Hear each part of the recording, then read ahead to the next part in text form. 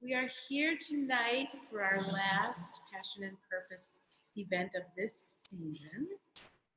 Hi, I'm Linda Levy. You're at C3. I'm so thrilled you're here. You're going to be amazed. One Cancer Patient is a photographic series that chronicles Traci Asher's 7-year journey with metastatic breast cancer. Personal and intimate images work together to ease fears of the unknown, often experienced during the initial cancer diagnosis. With strength, beauty, and humor, the struggles of surgeries, hair loss, treatments, and everyday life are presented through raw imagery. Every step on a cancer journey can be scary, but as it's traveled, a calming wisdom is achievable.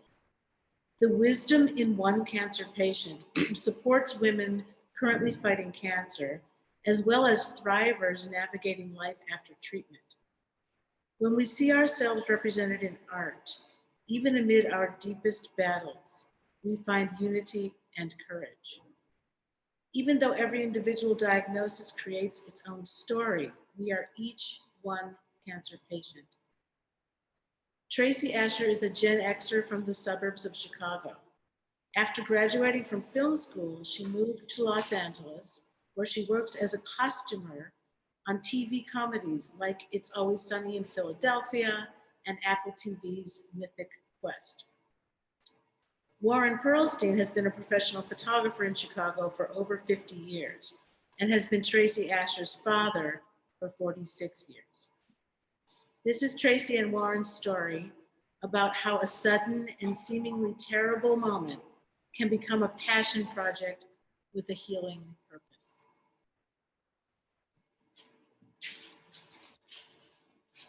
Well, hi, everybody. I'm Traci Asher, and this is my dad, Warren Perlstein. I'm going to start. Well, first, thank you to C3, and thank you for that great introduction. I'm going to start out with a very brief history of my cancer so we can sort of get it out of the way and so that everybody has an idea of what they'll be looking at in the photos while you see them throughout the presentation. So let's start. Here we go. I was first diagnosed with stage 3 breast cancer on July 31st, 2014, at the age of 39. My dad took this picture the night before my mastectomy. 3 years after this, I was diagnosed with stage 4 metastatic breast cancer, which appeared in the vertebrae of my neck. 2 years later, after complaining of headaches and dizziness, I went to the ER and was diagnosed with my third tumor. A brain CT scan and testing revealed stage 4 metastatic breast cancer on the left side of my cerebellum. Receiving every diagnosis was shocking and heartbreaking. Looking toward the future seemed a monumental task. I have survived many surgeries. A double mastectomy, hysterectomy, breast reconstruction, spinal surgery, and then brain surgery. Twice, I've had a portacath surgically placed for chemotherapy and immunotherapy treatments. 3 times, I've been subjected to radiation. Becoming the subject of a photographic series about breast cancer has been one of the most meaningful decisions I've ever made. My images are meant to alleviate fear of the unknown for anyone facing their own cancer battle. My personal and intimate moments reveal that strength, beauty, and humor are still possible even during surgeries, hair loss, and chemo treatments. When I was first diagnosed with breast cancer, I grieved for the body I was going to lose. I planned to be aggressive with treatment, and I prepared to document my journey. Initially, it was to remember what I looked like before, so that I could compare it to my new self when I was finished. Then I remembered something my dad always said about important milestones. He said, "Remember everything. This might make a great movie one day. Whether it's a happy memory or maybe not, it can still be an important one." And with this quote in mind, it made sense for me to hire a photographer and document my journey. Based on a recommendation, I interviewed and then hired Georgina Kate's photography. Georgina told me of her own experience with breast cancer. And since I was really nervous modeling naked, I wanted to find a female photographer who would know how to make our photo shoots comfortable and fun. Dad? Hello, everybody. Well, during my 50-year career in photography, I've shot many harrowing things that should have prepared me for just about anything.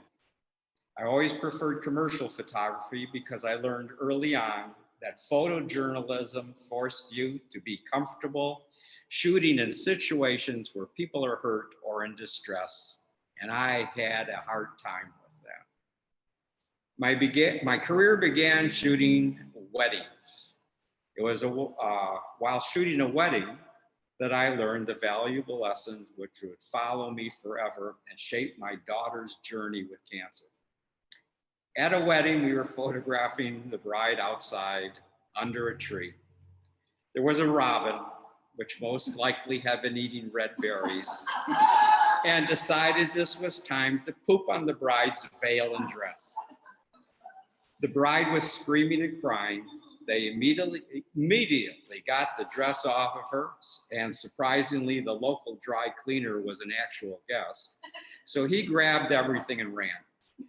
He had everything cleaned and was back within 1 hour. When all was calm and everyone was able to laugh at the situation, they asked, "Did you get the picture?" I didn't. It wasn't a problem, but it was a bummer. I was pretty upset with myself, and I felt like I had let the couple down. This distressing moment was going to be one of their favorite stories to tell. This is why it's important to just get the shot, no matter what it is. You may never use it, but nobody knows when a moment might become an important memory.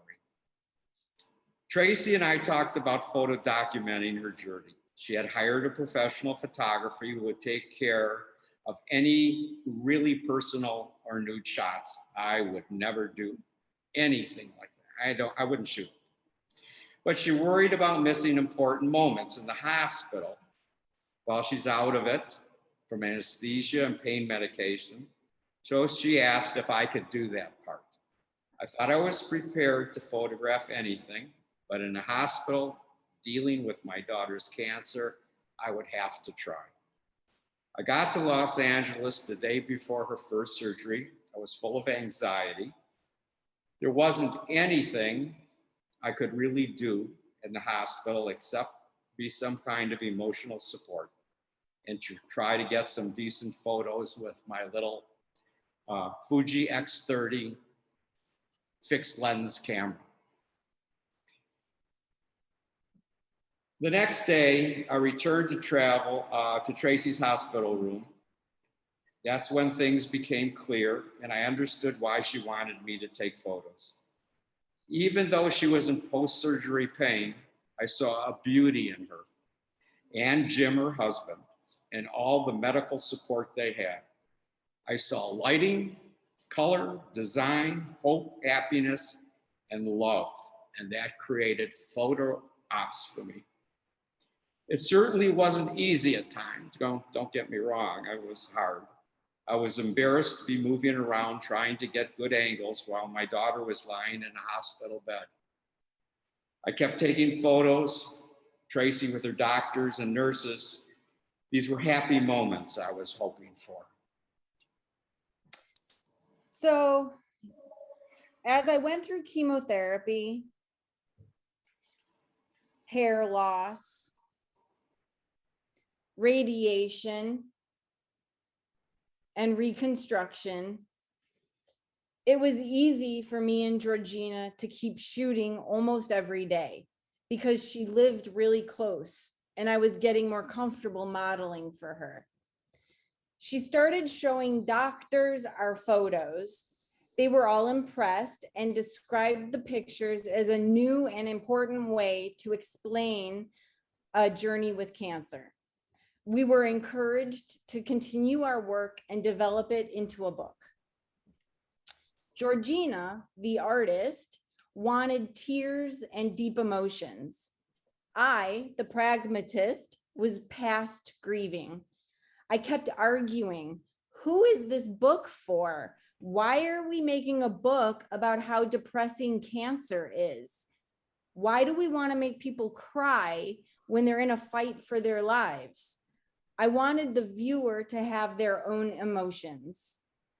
For me, it was fear of the unknown that was more debilitating than the fear of dying. I only had to convince myself once that I wasn't going to die. And then it was all the unknowns I had to deal with. Every step was something new to research and worry about, and that felt totally unfair.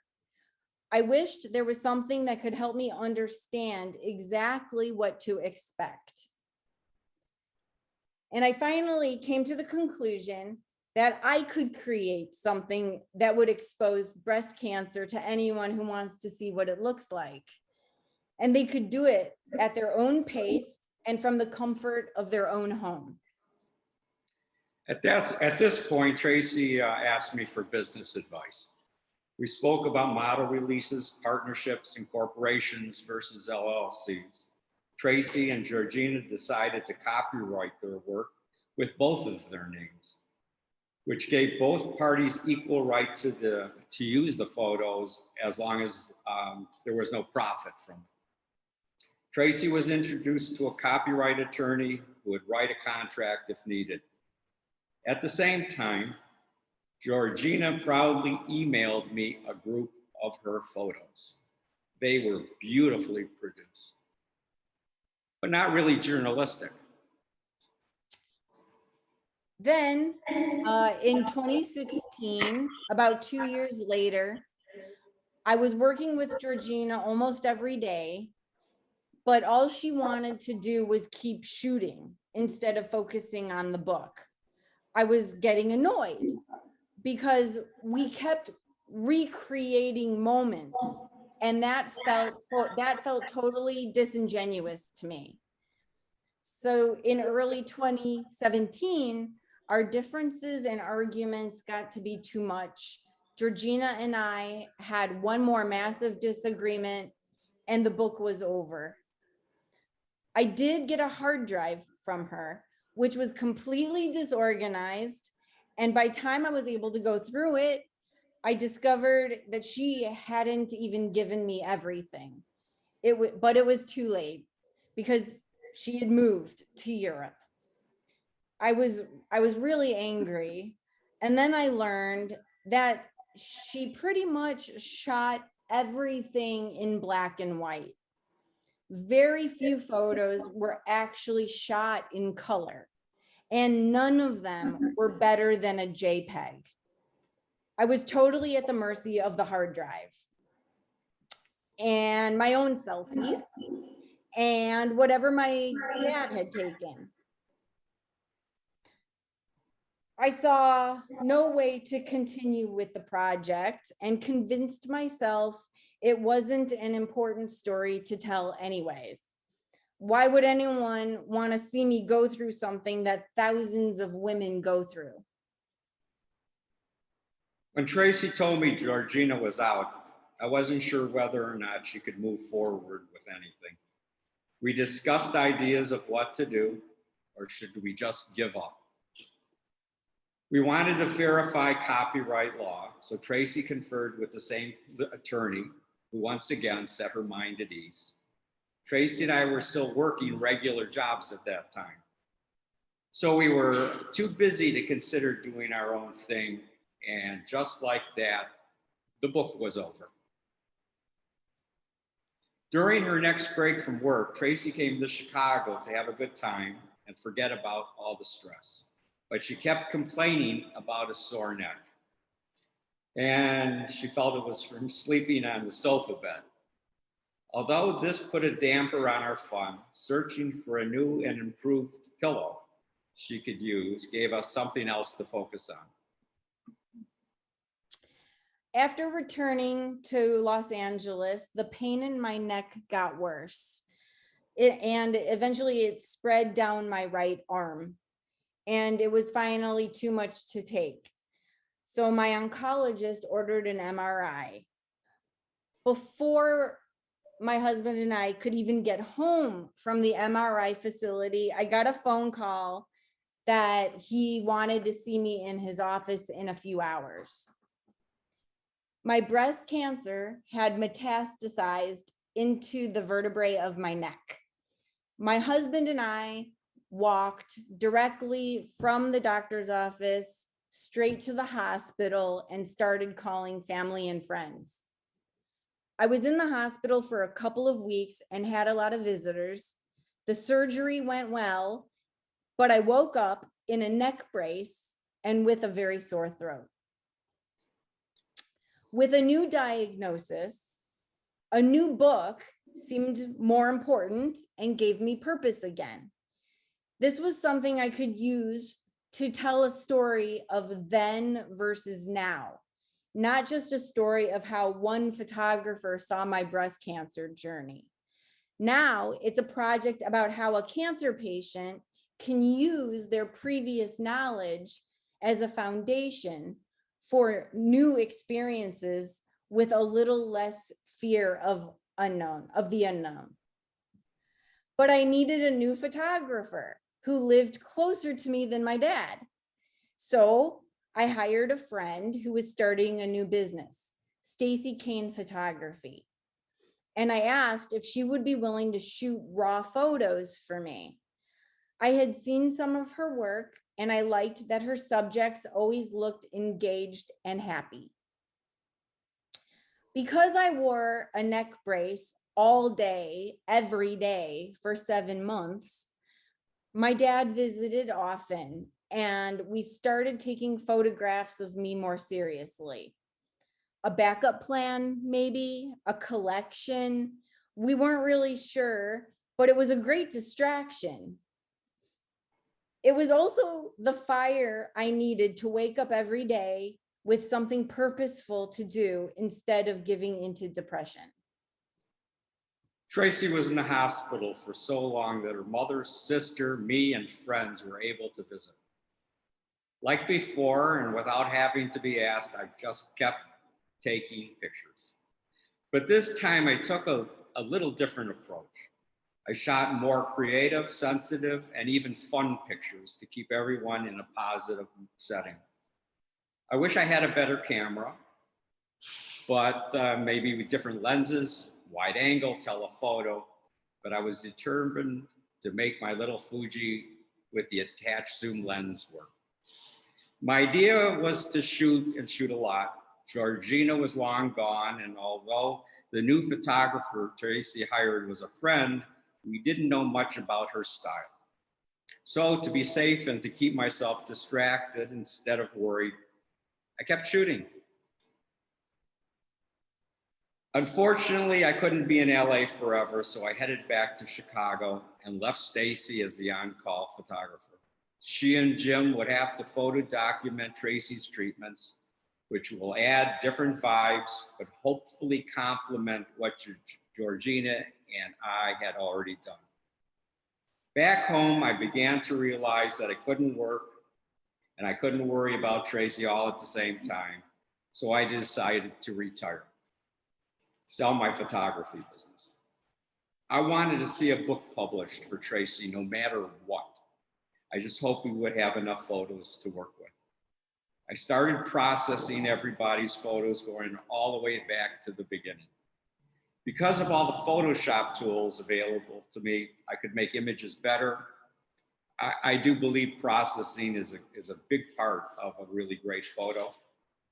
I wanted these photos to be different, expressive, artistic, not just snapshots. We only had JPEGs from Georgina that I had to make high res, whereas Stacy was giving me the raw files and put her faith in my skill to make them look good. The dimensions of the photos were all over the place, so I added borders to help create uniformity, but I was also thinking about photo continuity. Black and white, color, add special effects. Are these for art or just documentation? I really didn't know what I would do or how many times I would redo them until I started processing all the images. Emotionally, it was painful to see my daughter's body changing. But the upside was I felt myself getting more desensitized to what I had to work with. So now we're into the year 2018 and another cancer diagnosis later. And I'm finally comfortable with the idea of developing a newer and better book. I started to scan paperwork, organize diary entries, write the narrative and the educational parts of the book. And Stacy and I discussed what kind of photo we wanted to end the book with. A year later, in September of 2019, my dad took some time to come visit me in Los Angeles. We wanted to celebrate that I was 2 years cancer-free, and the book was at a point that I needed his expertise as a professional photographer to go any further. Our mission was to visit every bookstore we could find and search for anything similar to what one cancer patient was becoming. Although I tried to keep it a secret, the entire time he was visiting, I was suffering from stinging headaches. Eventually, I admitted my pain to my dad and Jim, my husband, and they finally convinced me to call my oncologist and ask for advice. And his advice was, go to the emergency room. After spending 6 hours in the ER, Traci finally got a CT scan. It never crossed my mind to photograph anything. It was just too horrible. I just couldn't do it. No matter who the patient was, let alone my daughter again. So the breast cancer had metastasized this time in my brain. I was going to have brain surgery, and that just sounded insane. And I needed something to look forward to. So I kept silently repeating to myself, make sure dad's taking pictures, make sure dad's taking pictures, because this book is going to be crazy. As I was being rolled away for brain surgery, I continued the mantra in my head. Make sure dad's taking pictures, make sure dad's taking pictures, over and over until the anesthesia finally knocked me out. But it worked, because according to my dad, as I was being rolled into the ICU after surgery, I raised my hand into the air and gave him the take pictures signal with my finger. Stacy was taking a break from photography while pregnant. So once I left the hospital, my dad and I started gathering together photos and choosing the ones we needed to tell a story of one cancer patient with 3 cancer diagnoses. The way to move forward would be to embrace the idea of a collection of images by multiple photographers, family, friends, and selfies. The question was, are we desensitized enough to work on this together? I knew my dad wanted to stay and help me with day-to-day tasks after brain surgery, but because the tumor caught us off guard, he'd have to go home first and then come back. While he was back in Chicago, through his connection at the Dank Haus, he secured the promise of a 1 cancer patient exhibit at the beginning of May 2020. Now we have to figure out how to tell a huge story with a limited number of images and without including any of the text that would be in the book. So naming and organizing the photos became incredibly important. It would be the only and easiest way for guests to follow such a huge story. My dad and I worked on 1 cancer patient every morning when we were together and also when we were 1,000 miles apart. When Traci gave me the take photos signal after her brain surgery, I had no choice but to shoot, even if the doctors and the nurses thought I was crazy. I knew she would need my photos. This is the story of how we secured the Dank Haus exhibit. I had been a volunteer photographer here at the Dank Haus for a couple of years, and I was friends with Laura Engel. She was in charge of the Sharpenberg Gallery. I had exhibited my photography with her before, and I trusted her opinion. I approached her about the possibility of hosting the 1 cancer patient photo exhibit. I thought it would be a cool way to get exposure for Traci's book. Laura was excited to give us a May 2020 date, and soon she introduced us to Rosa Gallagher, who we continued to work with. As we planned for the exhibit, I thought of something Traci had written. While we may share a diagnosis and be united against this disease, ultimately we are each 1 cancer patient. So I introduced the idea of opening the exhibit up to other women whose own cancer journey played a positive role in their art. We discussed it and agreed I should call friends, artists, studios, galleries until we found our artists. Jane Michalski, Kaitlyn, Nancy Pirri, and Sara Peak Convery. Even though Traci was in the middle of her chemo during her 45th birthday, I was excited to visit, celebrate, and take a lot more photos. I kept thinking about buying a new camera. I knew I'd be shooting more, and I wanted to update to something lighter weight. I had a new purpose, which was the most important assignment of my life. It felt like coming out of retirement. Beyond the great doctors and nurses, I was working on the book and now the exhibit that helped the healing process. Working with Traci and her husband sparked a passion in all of us that became a welcome distraction from scary health concerns.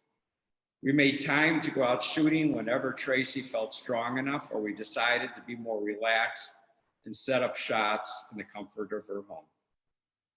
The Dank Haus exhibit was quickly approaching, and there was still a lot to do.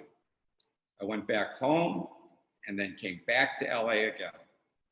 When I wasn't driving Traci back and forth to work, we spent our days discussing photography, going through images, and making selections.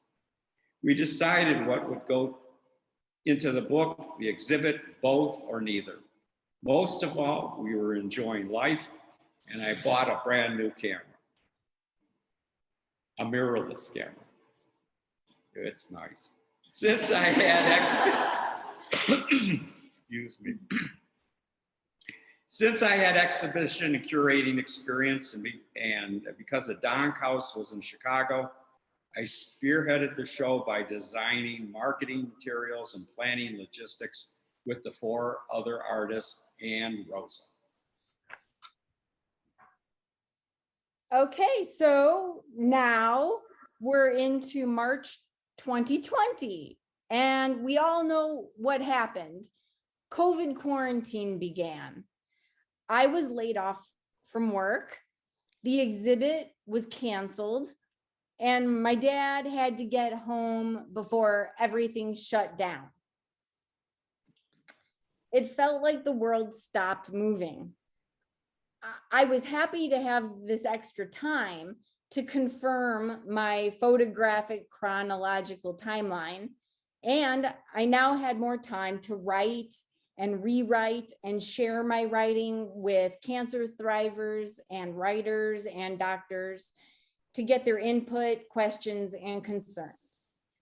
I took an online book publishing classes. I took a couple of them through the Los Angeles Center of Photography. And I did all this while continuing with chemo. During the COVID quarantine, calls between me and Traci were daily and sometimes multiple times a day.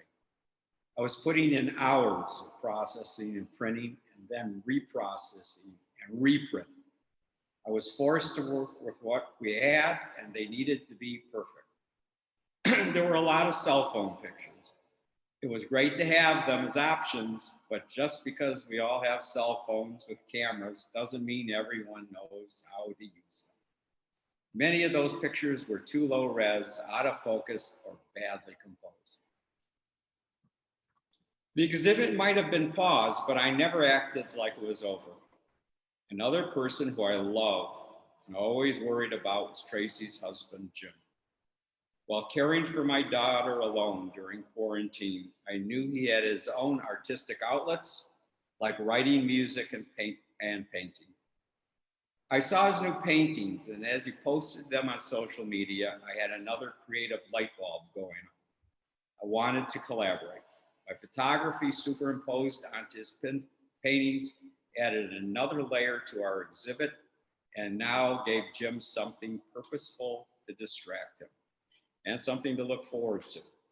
It illustrates how a passion project, not unlike a disease, can be contagious. So this past January 2021, we hit some milestones. It had been almost a year since the quarantine began, and it was just over 1 year that I'd been in remission. And the Dank Haus exhibit was rescheduled for April 30th, 2021. And one cancer patient was afforded the opportunity to also be seen online as a virtual gallery. So we were now planning a hybrid event. Keeping it all organized was not easy, while also struggling with the PTSD of cancer. Marketing and advertising for a book and a hybrid exhibit had to be tailored to publishers, organizations, and social media, making sure the same story would be told among 3 separate platforms, each with a different amount of available space. It felt like putting together a 5,000 piece puzzle. Well, I'm getting older, finding it harder to do photography. F-stops, shutter speeds, ISOs, and focusing especially, all becomes a little harder to manage on the new cameras. And Photoshop, well, as most of you know, it just keeps upgrading, making it a nightmare. Even with these hurdles, photography for one cancer patient has never stopped being my passion. It has been the glue that will bind Traci and me forever. And it kept me from going, excuse me, but batshit crazy during quarantine. The April 30th Dank Haus opening reception and the virtual opening the next day were both very successful. So what's next? Personally, I've decided to try mentoring other cancer patients. Physically, I need to get some stamina back and stay vigilant with my health. And professionally, I need to get back to my career as a costumer on TV shows so that I don't lose my health insurance. But I can't let up on one cancer patient either. There's still so much to do, like writing grants, budgets, and sponsorship inquiries, and reaching out to book designers, editors, and publishers. Traci had the idea to hang our show in a similar way to Annie Leibovitz. She'd seen an exhibit that was hanging in LA. It looked cool. I worried about this plan though, but thankfully the prints didn't curl and the twine that held it up didn't fall from the weight of the prints and binder clips. The timeline was easy to follow and people found symbolism in the crookedness of the prints, like life hanging by a thread. Now, I would like to show a video to everybody as take a deep breath and hope it works. And then we'll come back and then sort of wrap it up and then I think take questions.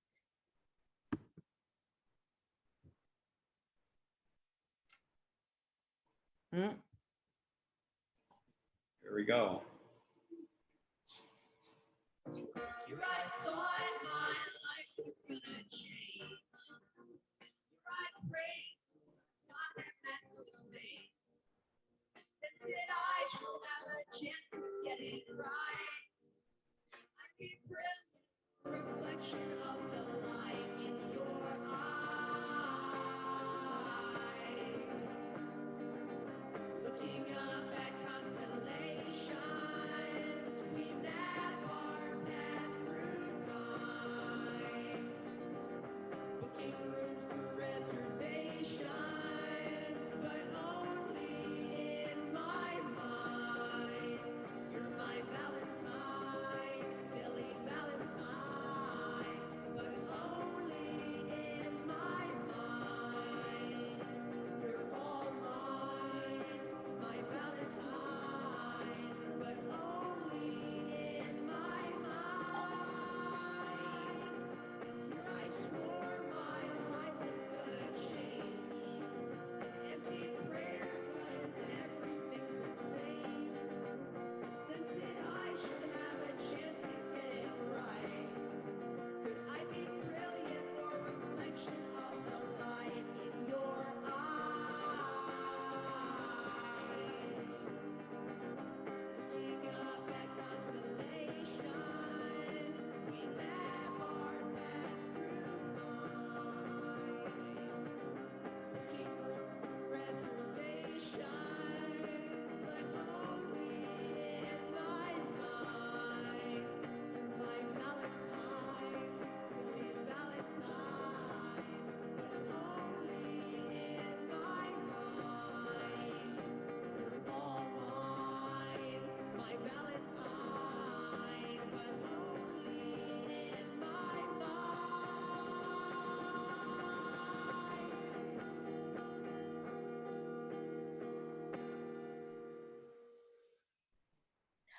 I did it! It worked! Awesome! Okay, we got it. We got through the whole thing. You know, throughout my experience in the art world so far, I've learned not to be afraid to ask for help or admit your limitations. And I think the beginning of this whole thing kind of proved that to be true. I also learned to keep everything and keep it organized. Emails, voicemails, texts, take screenshots of social media posts if you have to, but it goes way beyond keeping photographs organized. Today, my dream is still that there is purpose in having fought cancer 3 times, despite any obstacles and in spite of naysayers. I'm confident that my passion to help women who receive a cancer diagnosis will not fade. Because of the wedding story I told you at the beginning, I raised my daughters to believe that even inopportune times may be worth documenting. It never occurred to me how that statement would come back to haunt me. In return, Traci taught me that cancer can be fought with beauty, strength, and humor. There will be much more for one cancer patient. We will take this show or talk about it anywhere we need in order to help as many people as we can. Traci and I would like to thank Kathleen Kearns and Kaitlyn Keely for making this presentation happen. And thank you to Linda Levy and Michael Tannemura and C3 for hosting. I'd like to thank my friend Rosa for all her help during this time. And I would also like to especially thank my wife, Erin, who put up with me. It wasn't easy. I know it wasn't easy. And I really do thank her, I love her, and thank you all.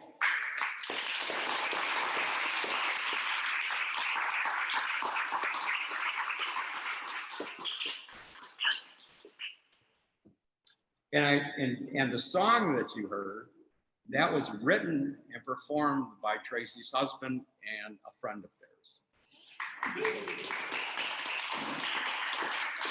So, a lot of talent, a lot of talent. So any questions, I guess?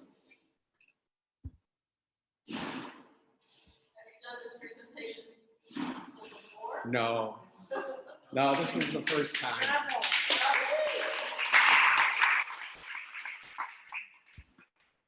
Warren, when you were talking about editing and processing the photos, was there one particular photo that you did multiple ways before you felt like you got it right? Just about all of them. As things got more important, and because of the exhibit here, and I worried a lot, and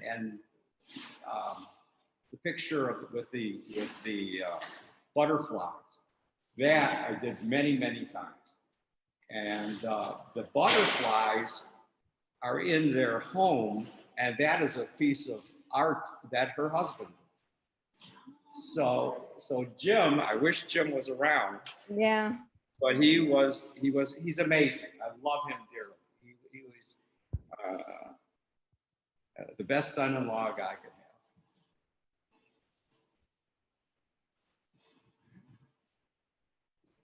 Any questions, Trey? So Traci, can you talk about your prognosis now at this stage? Yes. You guys can see me, right? Yeah. Okay. I can't figure out how to get out of this. I'm not sure what you guys are seeing or. Okay. Now- Yes, if you speak up loud enough, I'll answer any questions.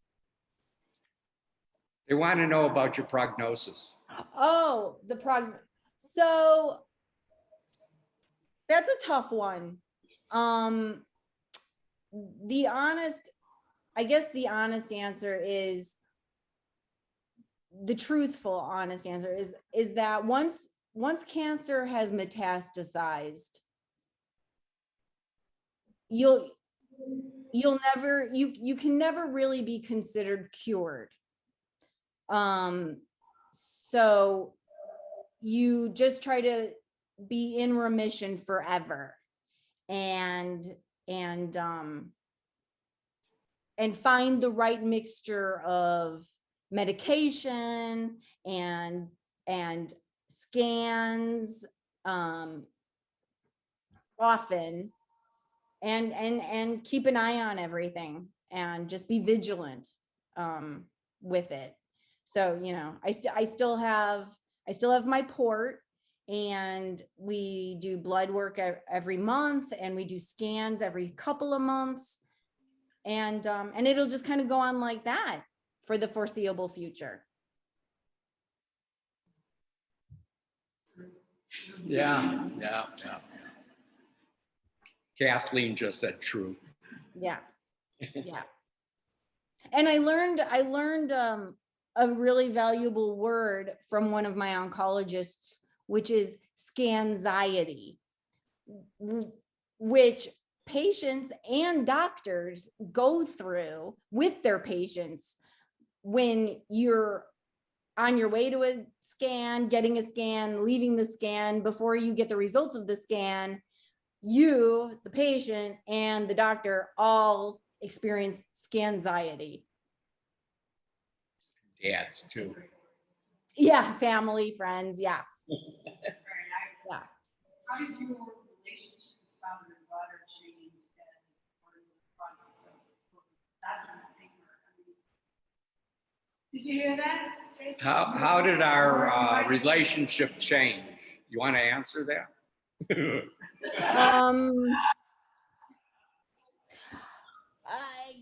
I get it's probably the opposite of what anybody thinks. We argue more now than ever before, because now we're not just father-daughter. Now we're business partners. So Exactly. everything is a debate and figuring it out. And I think both of us have learned, a lot of new things, figuring out how to do a presentation, how to have an online gallery, and how to use Facebook. It was like crazy. See, and and then you try Instagram, and that's even harder. So yeah, I think we're closer because we have to argue all the time and then work it out and then figure it out and then let it go. So I think that makes us closer. Definitely. You said it. You said it right on. And it's amazing.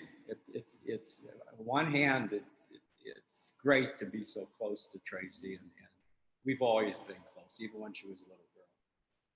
And but now even more close. For many years, she was busy with her husband, and they were making a life. But I did go in, and now it's different. It's better. I wish it wasn't. It's a crazy feeling, because I don't want this. But then I love going there and working with her and going out shooting and using my new camera. She totally hates the new camera. Okay. She's still intent to publish a book. Oh yeah. We've gotten Kathleen's helping us, and we're out looking. Traci found a lady through her class at the Los Angeles Center for Photography that will help with marketing and finding a publisher. And we'll see how it goes. We take each step at a time. We just found out that we're going to have a show at a gallery in Schaumburg. It's called the Trickster Gallery. I want to take the show to California, obviously, absolutely. Yeah, maybe, we'll see. We're looking for help, no question about it. I'm retired. I don't, I have a good education in this world, but any help is always appreciated. And people have been making donations and buying prints. I said, well, who would buy a print? No one's going to buy a print. Who wants it? We did. And we did. We sold a lot of prints. And so there's some really nice people out there, and we really appreciate it. Let's see, let's unmute the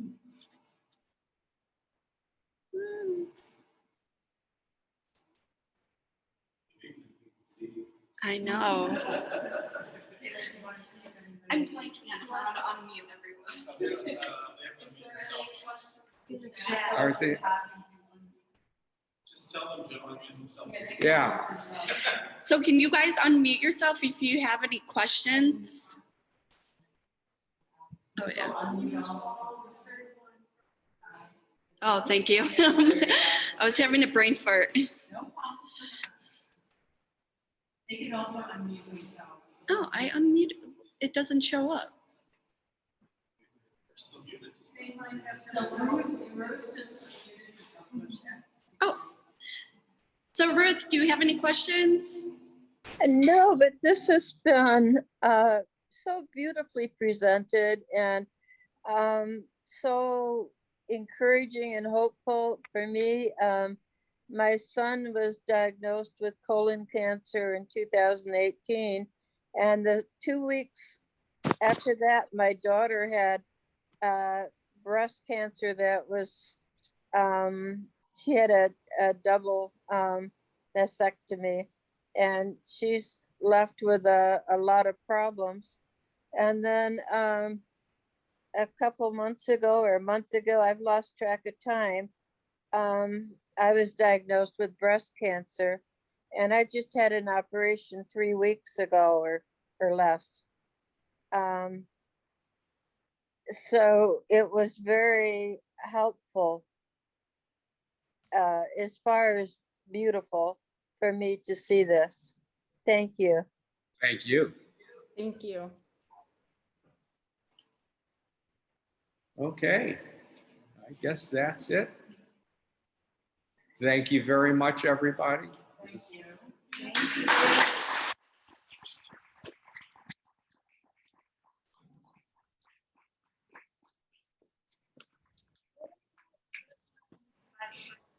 Oh, please. Are you kidding? The website on cancer patients. Yeah, Trace, you can go to One Cancer Patient. I've got, On social media, there's no website. I don't have a website yet, but it's at One Cancer Patient on all social media platforms. that's the next thing we got to figure out is how to do that. Mhm. One step at a time, exactly. Pardon? Yeah, Ruth, we'll be thinking about you and your family, and Thank you. glad this helped. You know, it's good to talk about it, and you know, you can contact Traci anytime. Is it okay if I give out your email? Yeah. Of I course. don't have a pen right here. But I know where you are, Warren, because I come to that photo critique once, and I haven't been for quite a while. Find me on Facebook, and you can messenger me, and I'll give you her contact information. Okay, I Thank you. will. Or or the One Cancer Patient is on everything. I will find that because I'm pretty good at exploring. Okay, For an good. old lady, I'm pretty Good. at it. Good. That's great. I- Please do. Okay, thank you, Traci. Thank you.